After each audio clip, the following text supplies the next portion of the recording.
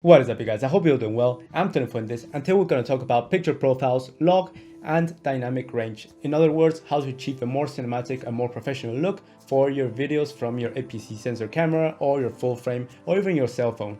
Now, what are picture profiles? Now, we've all come across when we're shooting in automatic mode in our mobile device that it changes from scene to scene depending if you're shooting a landscape or a sunset or a portrait.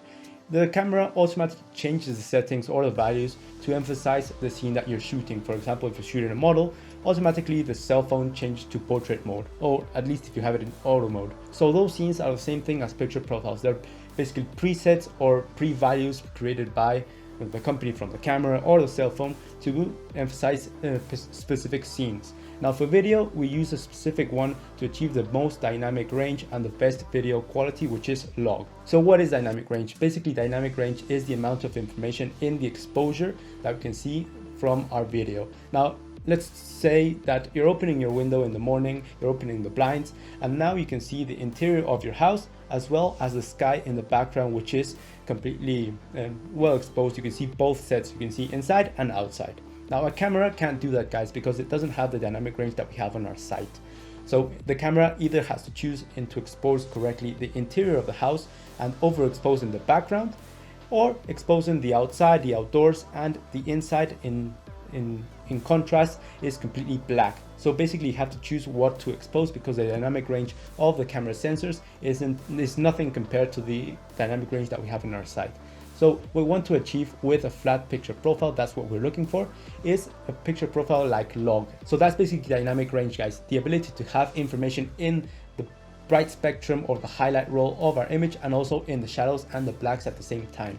Now cinema cameras have very big dynamic range, meaning that everything in their image has a lot of information. Still, they use flat picture profiles to achieve even more dynamic range, because by using a flat picture profile, what you're doing is bringing down the whites so you have more information in the highlight roll and bringing up the blacks so you have more information in the dark parts of our video. So that's basically what we want to achieve with the log profile. Now the log profile, as you can see straight out from camera, looks horrible, but if we start adding a bit of contrast and a bit of saturation and exposing it correctly, we have a very nice image, very cinematic, with no overexposure and a lot of information in every single part. Now maybe you're thinking, well, that's an extra step, I don't have the time to do that, but I highly recommend you to do that, guys. Shooting straight out from camera without a picture profile will give you an image that looks quite nice if the conditions are correct.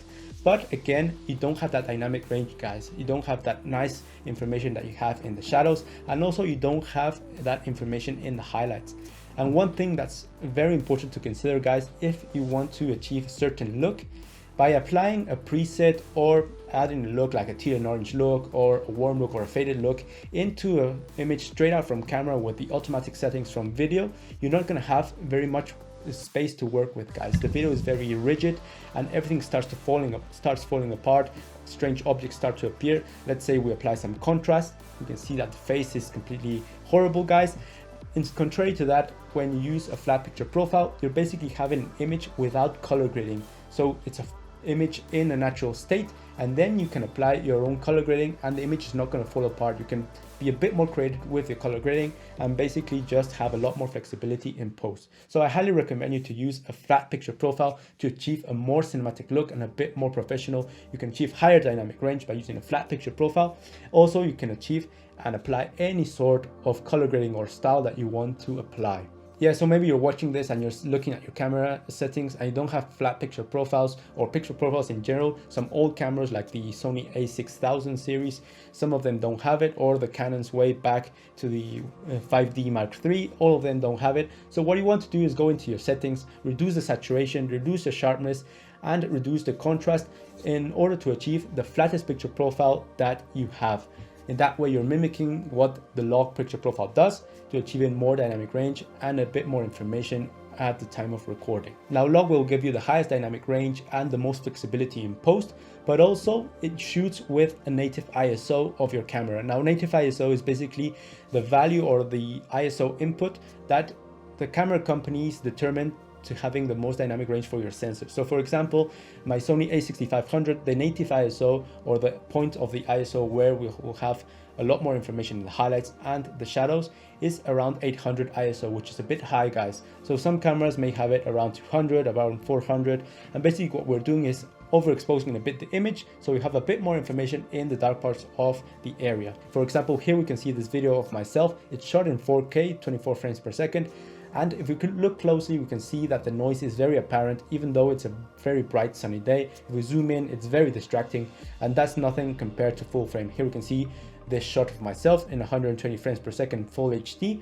We can see that the noise is so big, it's very, well, the video is basically useless, guys. It's basically garbage. So right now I'm shooting with Cine 2, which is a flat picture profile, but it doesn't have the native ISO locked in. So I am compromising a bit of the dynamic range that I would get with S-Log, but still I'm getting a cleaner image.